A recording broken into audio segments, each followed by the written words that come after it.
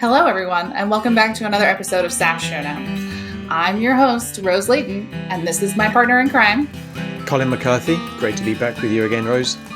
Good to see you, Colin. And today we're talking about something that has been near and dear to our hearts for a long time, and that is SaaS pricing. And to talk about that, we have a secret insider guest to talk about how the sauce gets made. I'd like to introduce to you Dan Belkowski. Dan, tell us about yourself. Great to be here, Colin and Rose. Thank you for having me on the show. Yeah, my name is Dan Balkowski. I run a consultancy based in Austin, Texas called Product Tranquility. We help high-volume B2B SaaS CEOs define pricing and packaging for new and existing products. Excellent. So you and of course, really we'll include are links down below. Yeah. And you really are the secret behind their sauce. If you're the one giving them the guidance of what we as consumers, SaaS consumers, are happy to and willing to pay. I will not take responsibility for the entire SaaS industry. I can only help one client at a time. So I probably have a lot of the same gripes as you, and I'm trying to right those wrongs. Awesome. Right. Well, I guess, what is that consultancy like? Like, when do companies come to you? What kinds of problems are they looking to address when they come to you? Like how does that transaction work? Yeah, well, so I think at a high level, right, there's really only three ways to grow a SaaS company, which is acquisition, monetization, and retention. And really a large majority of the love and attention is showered on acquisition, and retention maybe gets some love as we're going into a recession, so people start to pay more attention to that. And monetization is a giant growth lever, but just tends generally to get ignored. And so it's one of these things that, for whatever reason, looks like it's more art than science. It's both, but it definitely is more science than art. And a lot of people view it as maybe a bit of a black box magic voodoo. And if it ain't broke, don't fix it. So the question is, when does it break, and when do customers show up at my door? So the few different structural things that tend to happen. One is, as companies, they spend very little time in the early stages of a company. A couple founders maybe spend an afternoon in a room as they're about to launch their product, be like, well, we got to charge something for this. They make a price and then they just leave it alone. And that tends to work for a while, and then it'll break in a couple of different places. So oftentimes that will be when companies start selling beyond their initial target customer segment, and it doesn't align to the value that those particular new customer segments receives from the product. It'll break when companies really start expanding their product either organically or inorganically. So maybe they have a new acquisition, and so now they need to rationalize product pricing and packaging across a growing portfolio of products, because you don't want to make your go-to-market team's head spin every time that they have to explain a product and how it's priced to a customer, and then customers like, well, I see you have this other product, and now I have to do a whole 180 and explain an entirely different song and dance. That becomes an issue. And then what I'm seeing a lot now, and I'm actually writing a blog post about this, is I've started to see, as we've shifted and started to have a lot of headwinds in the macroeconomic world, a lot of companies were benefiting from like a seat-based pricing because all their customers were growing headcount. Well, it's now starting to work against them. So those tailwinds have become headwinds. And also they were in this race to just add more value and not monetizing that so their customers could do more with less. And so now they've accelerated their own demise, because as people started to cut, they realized, oh, I can cut. I could also don't have to backfill attrition, and my employees are much more efficient. And so those companies are like realizing, oh no, now we're having to work really, really hard to even stay in place. So those companies are starting to come to me for help in that domain as well. Yeah, that's really interesting, because I think we think about, I'm doing budgeting right now because we have a mid-year fiscal cycle. And the big thing is, thinking about how our headcount is influencing our licensing. And right now our headcount is flat, like a lot of people, I think. And that works really well for our licensing costs because we're not increasing them anywhere. But I would imagine that's not very good for the companies that we're paying, right? No, they want more from us. Yeah. The one thing I've always been interested in trying to understand, and maybe Dan, you can provide some background on that, is how obviously providing a SaaS application incurs a cost. You've got hosting AWS, Azure, GCP, or whatever you're providing. You've got all of the infrastructure behind it, the developers, the sales people, the UI developers, and then as your company grows, they've got HR and everything else. So the support desk, the CSM platforms they use. Is there a formula for like working out that a Trello initially is $5 a user and then all of a sudden it's $16 a user, for example, or the Dropbox? We all know the prices across the industry of what Office costs for an E5 license and what Google costs for an enterprise license.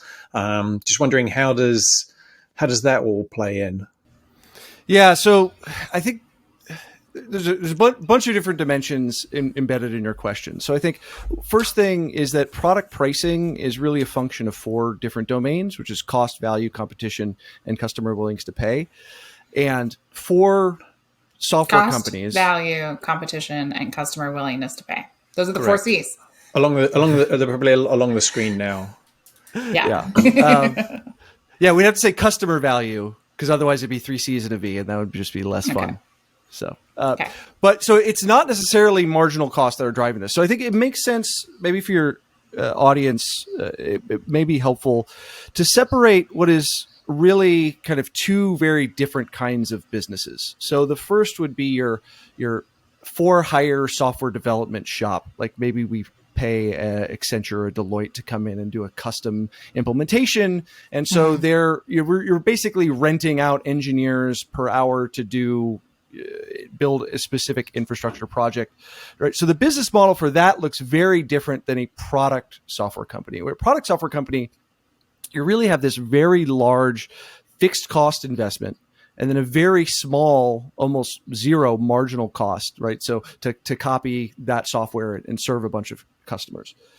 Where I think the question is a little bit off target, Colin, is that really, if we think about the traditional perpetual license software world, right?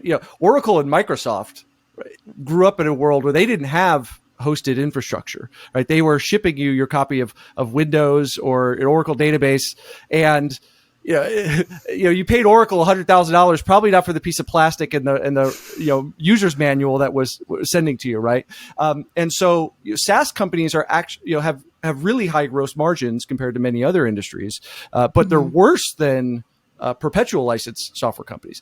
That's the thing is that even in that dimension, most software companies are actually unprofitable. If you look at the full P&L, they're really, they're making the operating income of low margin realtors. Even though they have gross margins, it fluctuates, but about average is what I've seen gross margins in like the 75%. Their net operating income is more like 4%, which is kind of what you'd expect from like a Walmart. So it's really not this marginal cost of the infrastructure and the bits that you're paying for, but it's okay, how do we actually work as a software company? So there's all those different things sort of flow into how the company needs to operate in order to be sustainable going forward. Does that help? Yeah, it's sort of. But now I'm wondering how software companies are even surviving. It does make sense to me that like some of them are really, really not profitable, but. Well, I guess it goes down to most are unprofitable, and I think so. Even I think it makes sense in this domain to really separate like Microsoft and Oracle and a few of those really big players from everyone else. And if you look at the rash of IPOs over the last 2 years, the vast majority of those companies are unprofitable. Even I think it was couple quarters ago, Mark Benioff at Salesforce, he made big news on Wall Street because he was like, "Oh, we're actually going to push for profitability." Salesforce is a company that's making $30 billion in revenue a year, and they're barely turned a profit. And so even some of these large companies, right? So a lot of this industry is really struggling for profitability. So your perception is pretty on point, Rose. That's scary. It's so scary. Also, like when you think about it, like Salesforce is well known for, I think, fairly flashy marketing moves. For instance, like the Salesforce Trailhead Lodge, which I thought was really obnoxious when it happened. They have this like wilderness retreat, Colin. Remember that? No, You didn't get. Oh my gosh! You know why? It's because you're not a Slack user. Right, yes. So you wouldn't have heard about this when it came out. I missed the memo. Yeah. Gosh, I'm so stuck on that. Like, how are these places even surviving? That's amazing. Well, but if you look at Amazon as a large company, they had revenue for a large number of years, but they didn't have profit for forever. And obviously, you have to break away maybe that belief that everybody has to be profitable. If you've just, as long as you're not losing money and you've got your operating costs and your revenue, then I think at the beginning, Dan, you said there's what companies are looking at doing. They're looking at, doing an IPO or becoming bought by somebody else. So if you can grow yourself large enough to be, swallowed up by one of those larger fishes, then you don't have to be profitable because you've got, that market share, etc. Yeah, I think there's a lot of, say, easy money. This is one of the terms that's been coined, is zero interest rate phenomenon. And we've been in a really low interest rate era for, pretty much as long as SaaS has been around, right? I mean, in 2008, when we had the last financial crisis, and hopefully we're not in the midst of a new one with the bank runs we've been having. Fingers crossed, knock on wood. That was a fun weekend for everyone involved, I'm sure. But we've a lot of fundamentals of business, like eventually your company has to earn a profit, have kind of fallen out because there's been a lot of cheap money floating around. And I think companies are starting to be in for a rude awakening. But I think maybe this ties in as well to some of the, conversations, we want to have as well in this, is because, it's not necessarily that, because I think that is an easy thing to mistake is we look at the price and you're like, well, it doesn't cost you that much to host the software, right? Like it didn't cost Oracle or Microsoft that much to ship you a CD with, their thousands of dollars of software on it. But that's not the relevant decision, right? It's like, they have a large fixed expense in sales and marketing costs and R&D costs that are more relevant to this problem. Yeah. And also I guess they're pricing and selling their product on the value that they think that they're giving you based on what their product can do. Obviously, it is getting a bit of a tight market. People are looking what they can reduce in their budgets and what they can control. Do you have any pointers, tips on how Rose and myself and other SaaS admins can get the best price or best avenue for negotiation for the best possible price? Obviously, we don't want to be getting something for nothing, and we don't want to be undercutting and getting something for free. But it's a balance. Yeah, it's a great question, and I'm really a big fan of the subscription pricing model.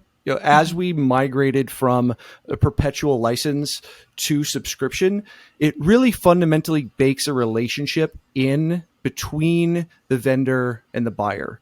Mm-hmm. And companies that haven't successfully made that transition from a perpetual license world to a subscription, it's because they really haven't understood that. They just said, oh, well, now it's subscription and it's in the cloud, and we're going to treat you like we got 90% of the lifetime value from you in the initial sale. That's not effective. Core to the way the financial models work behind the scenes in subscription is, I need you as a customer to stick around for a minimum of 3 years, right? And assuming you're on annual contract, that's a purchase and 2 renewal cycles. I need you to stick around before I get $1 of profit, before I recoup, the investment I made to acquire you as a customer and all the other expenses that I have. So it really, I think that's kind of core to this question, because we want to play iterated games with folks that play well with others. So it doesn't necessarily mean being a pushover, but it does rule out outright deception. So I definitely don't recommend deception. And I think, fundamentally, never make a negotiation one-dimensional is just a general rule of thumb in life. So if you focus only on price, I think you're leaving a lot of different options on the table.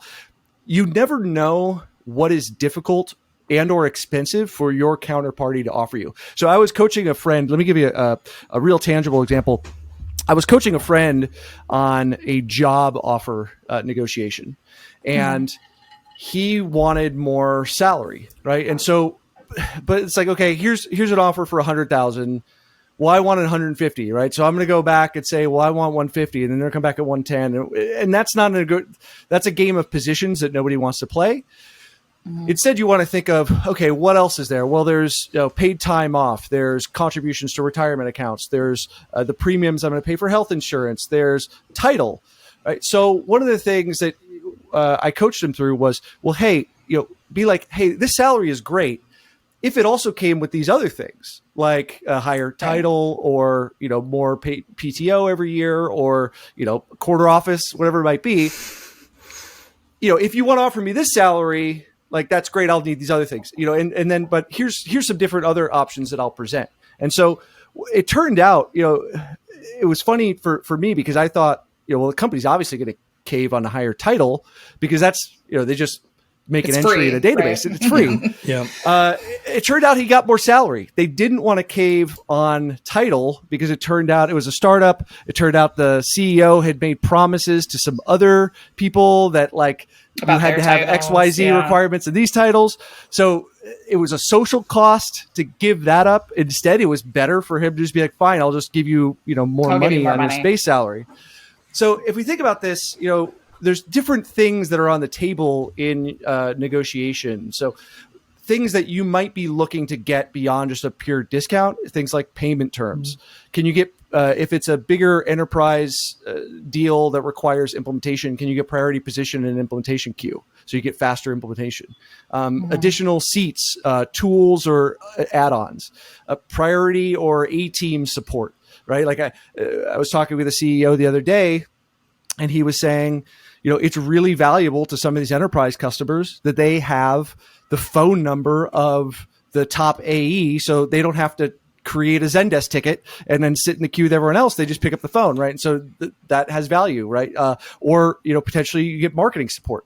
And then on the flip side, think about what you can offer. Right? So especially if you're dealing with these smaller companies, we just talk about how unprofitable they are. VC money is very expensive. It has a lot of strings attached. So they're very happy if you're going to do a multi-year contract. Can I get all that cash up front because I've got a burn coming and I don't know what tomorrow's going to look like with the looming recession? Or can we negotiate on, can you give more term length, or could I provide you a case study? Or I was going to say, I've negotiated for like blog posts, case studies, like marketing materials referrals to either peers or other, being in your back pocket. Hey, we've got a big deal to close. Can we have these people give you a call in case, or do press releases? So those are some of the different avenues, right? As you could think, like it broadens the area beyond just price directly.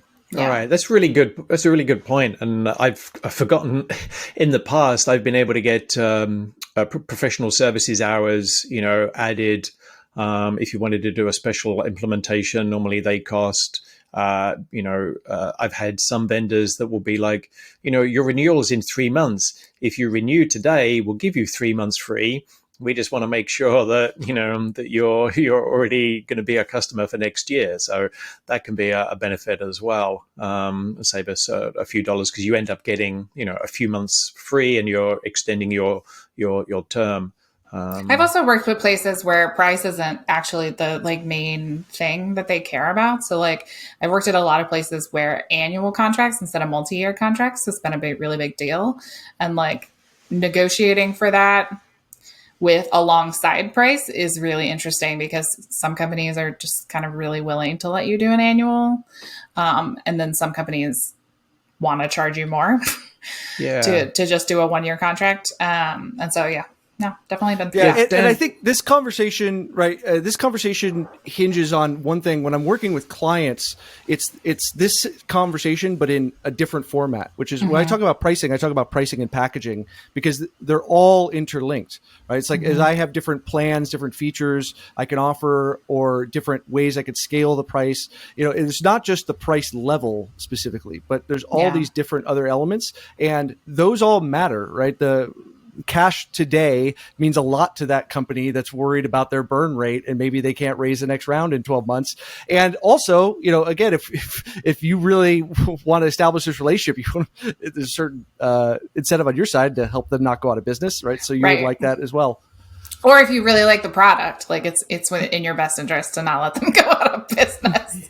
Yeah. But also I will say it's okay to ask for a discount. I think, this might be one of these secret tips and tricks. One of the things that really frustrates me about a lot of clients is, my CEO comes to me and says, hey, our list prices are all jacked up. And maybe that's the case, and they have no rhyme or reason behind the list prices that they have. But then the first thing I discover is like, well, let's do some analysis on your discounting. And I discover two different things, but they seem related. If you don't spend much time in this world, you might think that they're exactly the same thing. But do you have a discounting policy and do you enforce them are actually two separate things? So I'll find that maybe the CEO is worried about his margins or his list prices. And it's like, look, we could change your list prices entirely and it wouldn't matter because your sales team is just saying whatever price they want. Right. So, yeah. They're just discounting willy-nilly all over the place. Yeah. That makes sense. I want to shift us a little bit to like what the trends in the industry look like. And there's this idea between, I guess there's a friction in Colin and I's world between what we're willing to pay and what the company is charging. So like how do you navigate that? Like, how do you figure out what customers are actually willing to pay? And like, who are these customers? Like, there's definitely SaaS tools out there that, and I don't know, maybe they haven't hired you, that are charging what I think are pretty ridiculous prices for something that they're providing. And I just can't figure out like who is actually paying that price. Yeah, it's almost like let's see if they're going to pay $500 for it. Somebody will, and then we can get everybody else to pay $500. $48 per user per month. Let's do it. Look at Colin's face. God, that's got to be the most amazing product in the world. Let me tell you about Asana's enterprise tier. So I can agree with the sentiment. Was there a specific question in there? I guess let's just talk about willingness to pay for a bit. Like who are these customers who are willing to pay the thing? And how do you determine what it is they're willing to pay? Yeah. So when I talk about pricing with clients, there's really a kind of what I call a core model for SaaS pricing that I use. It's called the services model. It stands for the 4 elements at SVCS. It really starts with understanding customer segments. So you asked like who these customers are. Obviously, that's a very broad brush across all industries and all customers. So I can't say exactly who those customers are, but understanding customer segments at a very detailed value-based level is very different than what I think most companies do, which is kind of at a firmographic level. So most companies will talk about their customer segments like, oh, we have SMB, mid-market, enterprise. That doesn't really dictate why customers buy, and therefore it doesn't dictate why they would value your product or the features you offer, or especially when we're thinking about the context that the customer is in. Right? So on a consumer basis, I might buy a product because I'm traveling for work, or I'm on a bus, right, or I'm at the gym. It has nothing to do with the fact that I'm a 40-year-old male living in Texas, with a graduate degree. That's irrelevant to my purchase criteria. So I think this is a mistake that I think a lot of the companies make, where they don't really understand what is the context it's in. Because yes, your context is going, if you're not in that context and someone's trying to charge you some fee, it's not relevant. You're gonna be like, well, this is ridiculous. So one fun game here, we'll do this. How much should a beer cost? Well, it depends on the beer. It depends on the beer. Was it made in a large factory and every beer is exactly the same? In which case it should cost $4 or less. Yeah, and is it a craft beer? That's in maybe 8 to 12. Yeah. What's your favorite beer, Colin? There's a Devil's Backbone brewery down in Nellisford, Virginia. It's a 6-point IPA. Okay. So- How much should the Devil's Backbone cost? It's about $8 a bottle, I think, if I buy it in the store. But is that how much it should cost? It's about what I'll pay, because it's difficult to get hold of. But in reality, it should be like $1.50, because it probably costs 50 cents or 40 cents to make. But it's difficult to get a hold of. It is difficult to get a hold of. So yeah, they don't distribute up in New Jersey, so I have to drive down to Maryland or be in Virginia to buy that. But yeah, it is. I guess it is. It's right. It's supply and demand. There are some local breweries, and that are hard to get, so I will pay a higher price for them. So you just had there are a few different interesting things that happened there. So one is you identified sort of a range. You're like, well, I will pay $8 a beer, but like at the low end, I think it should probably be like $1.50. I think first of all, we really haven't talked about willingness to pay, but I think this is a perfect example of willingness to pay, even at your own personal level, is a range. And so I run into this a lot with heads of sales, especially when they see pricing research, and they're like, "I want the number. What is the price?" Right? And so this is a fun exercise to do with them, because because exactly what just happened with you. It's everyone's response. You go, "How much will you pay for Tide detergent?" Well, I don't know. I guess the last time I paid somewhere between $5 and $15. It's like that will be the case for every product you've ever bought in your life. How much you pay for a Toyota Camry? I don't know, between $20,000 and $40,000. It goes everywhere, right? So it's always a range. The other interesting thing you said was kind of the point I was trying to get at, but you prompted it, was you said it's $8 in the store. I imagine if you were at a pub, you'd pay a different price and be perfectly acceptable at the different price because it's a different context. I'm guessing it's a very niche brewery or beer that you're discussing, but I'm assuming if you were at a rock concert or a baseball game, you'd expect to pay an entirely different price because the context is different. Your competitive alternatives that you have in that situation are different. And so that's really what we want to think of when we're thinking about willingness to pay is okay, there's a range even at the individual level, but that range is not dictated by you, but by where the situation you find yourself in. And like, okay, I'm thirsty, I'm at the ball game, I'm out with my friends, it's a celebration. I don't want to look cheap in front of my friends, but also I kind of want to have a good time. So yeah, they're jacking me over, but I'll pay $20 for a beer because like, what else am I going to do? But yes, but you do just pay that. So starting and understanding these customer segments along with willingness to pay is really important. And we also just threw in there, right? Value. Those value you can have is either emotional or functional. At B2C, it tends to be more emotional drivers.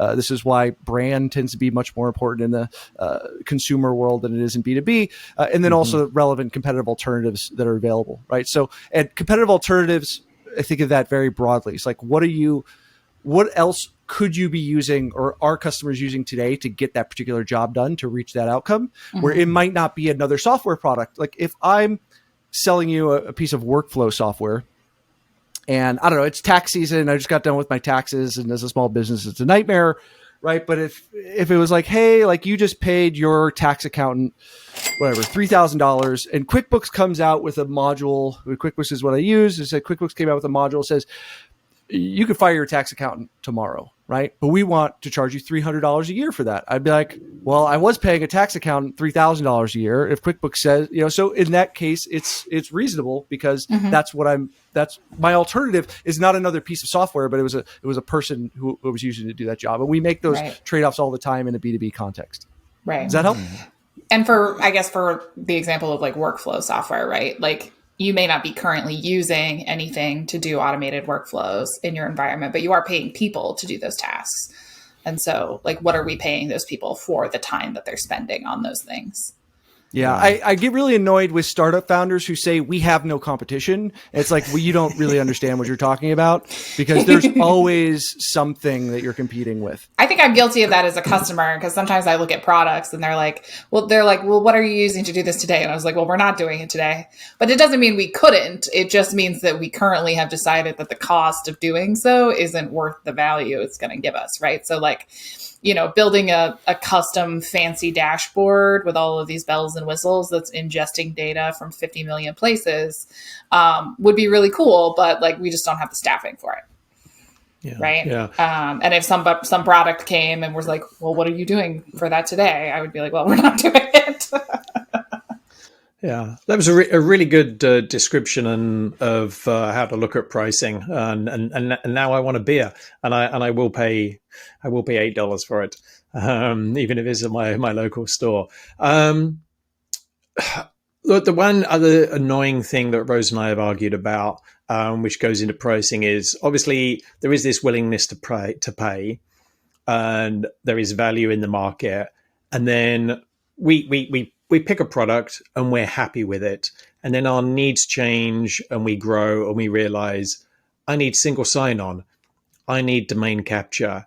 Then we talk to the vendor and all of a sudden that reasonable price we were getting is being jacked up, 2 or 3 times just for some of the key things that we might need: single sign-on, domain capture. Now, I would love to know, are they incredibly expensive to integrate, or do SaaS companies know that we as enterprises need them, so they hold us to ransom and overcharge? Overcharge is a very loaded word. Yeah, so yeah. I will. I guess are they making up revenue from somewhere else? Look, I think So it's a great question. There's a few different things going on. So again, I think, going back to our previous topic at the very beginning, it's not necessarily marginal costs that are driving this. The customers that want these features are willing to pay for them. And I think there's a little bit of chicken and egg or correlation causation thing going here. And I can't speak to 100% of companies that do this, but when you're thinking about as a software company, where do certain features go in my offer configurations? When I say offer configurations, this is an element of packaging. Usually in software, we think of like good, better, best. LinkedIn has more modules where they have like LinkedIn Sales Navigator versus LinkedIn Recruiter versus LinkedIn Business Premium, right? We're trying to figure out which features go in which offer. There's a dance between the segment that offer is targeted to, that segment's overall willingness to pay, and the features that segment values. So it's not necessarily that SSO or domain capture, they really believe, this is a pet peeve of mine on my side, where I will see, especially early stage startups, be like, oh, we have SSO or role-based access control, that makes it an enterprise tier. It's like, no, that's really like it's cart is coming before the horse in that case. But it's more so, it's like, okay, in order to sell to enterprise, they're going to demand this list of features, and so, but everyone else is not going to use them. They're not going to value them. They're going to get confused by them. So we're not going to put them in those packages. And again, it's a dynamic set of decisions that you're doing to say, okay, this customer base is willing to pay a lot, and they need this set of features. Now, what we're seeing is over time, things like SSO are becoming more and more commoditized, because we might say like, well, all the companies have SSO, but it's not that they all have it in all packages. It's whatever the specific tier that particular customer segment is buying of those other competitive alternatives. That is the relevant competitive alternative. It's not that, oh, well, I don't know, pick Zoom versus WebEx, right? It's like, well, it's not every offer against every offer. It's the one that's for that particular segment is the relevant competitive alternative that we need to compare against. And so, and then there is a bit of, enterprise customers are more expensive to acquire, longer sales cycles, more customer acquisition cost in general. They're more expensive to serve. There's fewer of them, so features that are developed, you have to amortize our ability to recoup over. So there is a underlying cost element to it, right? But again, all of these pricing questions come down to this intersection of the 4 different domains of cost, value, competition, and customer willingness to pay. So it's not just that one of them is dominating, and that's a lot of the work that I'll do is working with companies. You'll usually find one of those factors is dominating decision making more so than the others, right? Where they're only focused on costs, right? And it's like, well, okay, that's fine, but you're out of step with the competitive alternatives in the market. You're out of step with the value you're actually delivering. So we talk about these different pricing methodologies. It's not always like about coming up with the highest price. It's about coming up with the right price for the right customer. Right. Right. I guess Yeah, I mean, I'm struck by the idea that there's some kind of assumption that some of these features are only targeted at enterprise customers. Because I think, like, we call them enterprise features, but I work at small, mid-sized nonprofits, and like we care about those features too. So like nobody's going to sit here and call us enterprise, but we have to have a lot of enterprise stuff in order to like make Octo work, right? In order to like really automate and do more with less, which is always what you're trying to do at a nonprofit, because like we're not even talking about revenue and things in that sense. And so that's interesting. Yeah, a lot of erroneous assumptions, we'll call it.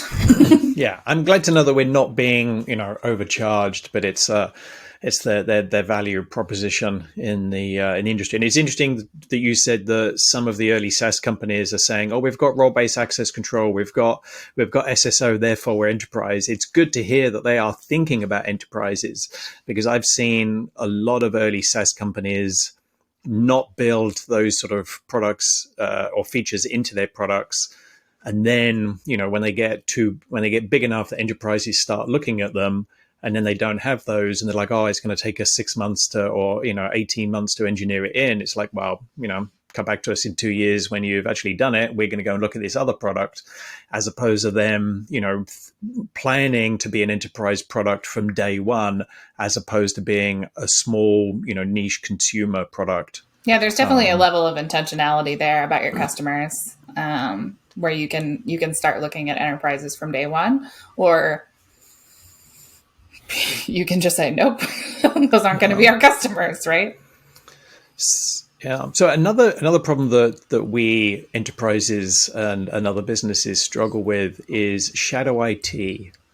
And the free use of applications to provide. Yeah, somebody's just trying to get something done. They see this fancy shiny thing. It's free for one person, so they get it. The rest of their team hears about it. They get free accounts, and then before you know it, you've got 150 people or more in your organization saying, "We want Trello. We want Trello." Yeah, like the freemium model. The freemium model was incredibly popular back in the early 2000s. It still Evernote. Is very popular. Yeah, I'm doing my best to kill it, but it's surviving. I was going to say, yeah. What are your thoughts on the freemium model? Like, should companies be doing that? Is it effective for a SaaS company and their goals to achieve some kind of profit? Yeah, this is kind of a holy war going on in the software world. So, and I am fine to be on one side of it. So I am on the freemium is generally a terrible idea. The better answer is a 14 to 30 day free trial. And there's a whole bunch of reasons behind that. So free trials in general, I believe, are good because software is what economists would refer to as an experience good, which means my perception of value, drives customer willingness to pay.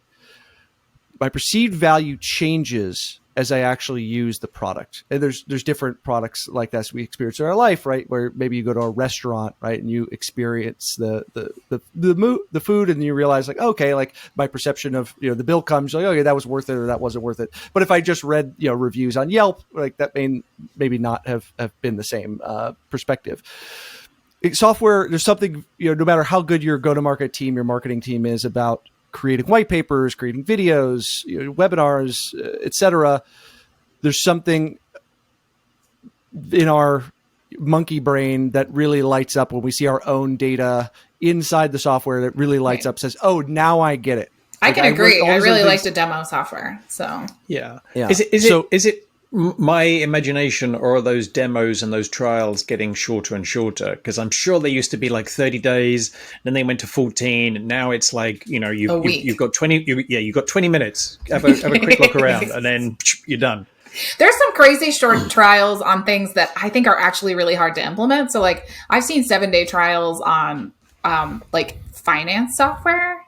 And I'm like, you've got to get data moved over to even like really experience this. And like 7 days is often not enough to even like bridge that conversation. So you have to like almost like wait until the right time to start the trial.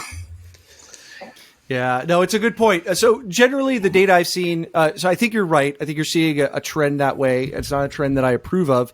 And I think that's a lot of overzealous revenue leaders who are trying to dictate to customers how to buy versus accommodating how customers want to buy. And so I'm generally not a fan of that, and I push back against that. What I've seen though from data, and again, this might be aged out a bit, is that generally, 14 to 30 day trial is usually what I'd recommend to clients. There's not really an improvement of conversion on either end of that, either making it longer or shorter. So 14 to 30 days, generally pretty good. And then look, there's, if things are more complex on 30 days, the salespeople can be given access extension keys, trial extension keys to, but it'll at least keeps the conversation moving. Yes, I'm generally in the B2B space. 7 day is way too short to be able to, really get your hands dirty. I mean, I'm sure we all have best intentions of like, oh, I really want to like look at the software this afternoon, and then you end up, your boss comes over and is like, actually, can you do this report? And you're, it's a week later before you could even get back to it. So there's just too much that happens in the B2B world to make. And I think the trial should be an avenue for a proper POC, a proof of concept, where I've had proof of concepts that have gone on for like 6 months. Just and there's been a whole load of depending on the complexity of it between us and the vendor. They added some new features, and it's like, we'll sign up. But it was going to be a forever product, so it wasn't just like, oh, we can jump to something else. It was like, we'll be on this. So we did a long-term POC, and it's worked out very well. Just to sort of close up the conversation, I wanted to ask something that I think is another one of these sort of touchstones of Colin and I. And I've written blog posts, and we've done whole episodes on how to buy SaaS. And I think one of the things that is really frustrating when I am looking at new SaaS and like trying to figure out how to solve a problem in our space is when companies don't show pricing on their website. So how do you feel about that? Do you think companies should show pricing on their website? Why don't they? No, it's a great question, and it comes up often with clients. So about 50, good data on this is hard to come by. So it's somewhere between 50 and 75% of software companies do show pricing online. Generally what I'm fighting against is a lot of bad reasons for choosing not to publish pricing. Those bad reasons would be like, we are afraid our pricing is too high or too low, our competitors will get access to our pricing information, our pricing doesn't represent our actual price because we discount so much.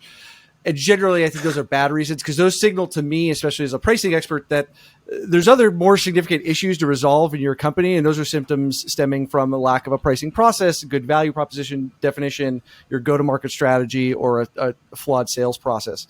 So there's kind of 3 different archetypes or ways that software companies, I think they should think about whether or not they show pricing.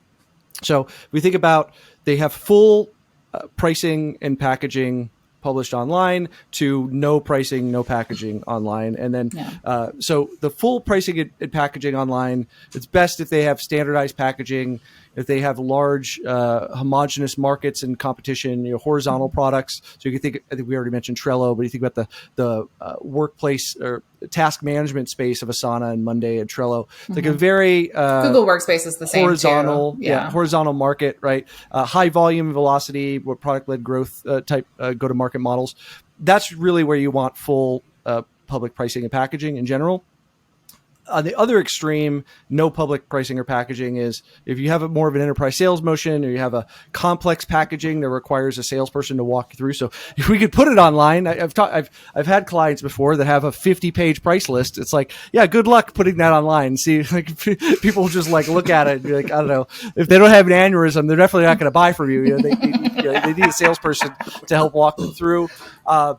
Or if you have just a general small addressable market, like you're selling to the Fortune 50, you're like, well, there's going to be a lot of are we even selling the same product to those companies? Right. There's so much Or are product you customization. selling something super customized? Yeah. And then there's a hybrid of that, which is maybe you have public display of your packages. So before we were talking about like good, better, best, you show what sort of features are in each offer configuration, but you don't show price levels. Obviously, a lot of companies will do this even if they have a good, better, best, and then they may have an enterprise call us. I'm sure you've probably seen that before. Yeah. So if in that case, right, if you have good packaging, that can help tell the value story. It helps customers, understand, what you offer and like, where you might slot in. But again, it might not be best if you are serving a relatively small addressable market or you have high differences in willingness to pay between potential customers. And also a lot of this is driven by what is your competition doing?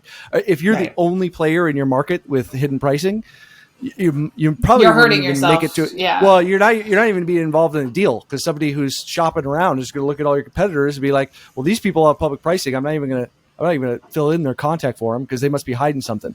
Right. So, yeah, no, I agree because I do the same thing, which is like, if I'm looking at 6 different things and only one of them doesn't have any pricing at all, well, guess which one I don't care about. Yeah. I've got one, probably last question, Dan. It's well known that I'm not really a Slack fan, but I do love their fair use billing. And why have more companies, do you think, not adopted fair use billing, where they are only charging you for active users as opposed to those, static annual or monthly licenses, regardless of usage? Well, they haven't hired me yet. That's the problem.